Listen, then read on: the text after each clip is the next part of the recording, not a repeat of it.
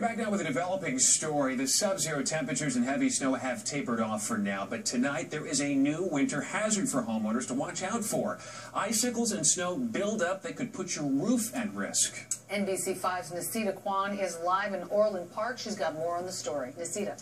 Well, you know, if you've got any kind of accumulation of snow or ice on your roof, this story may make you decide, I've got to get it off this weekend.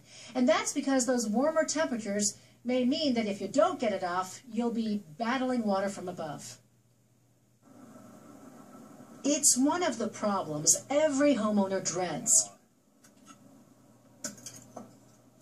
And this year, record snow has left record amounts on roofs everywhere, and record cold.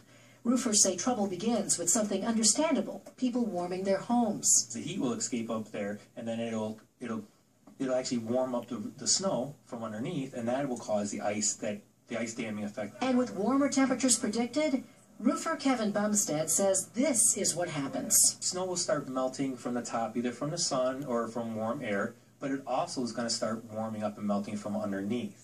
And then that's going to cause the underlaying layer, the bottom layer of the snow next to the roof line, that's going to start melting into a gutter. Well, next week it's going to be 40 or 50 degrees. It's going to start coming in the house. That's why he's bracing for a rush of calls in the next week or so. Ice damming that starts forming at the gutter edge, and then it freezes at night, creeps up, then thaws in the morning, and then it always freezes more than it thaws. So then it keeps on creeping up underneath the shingles. The winter's been terrible, just too cold. Orland Park homeowners say that's the next thing to worry about. Louis Sineni and his wife came home from Florida to find a burst pipe had destroyed the kitchen and the basement. Now he's hoping the problem won't move upstairs to the roof. We had a new roof put on several years ago, and they did put extra layers near the edges, so hopefully that's going to protect us. We'll have to see.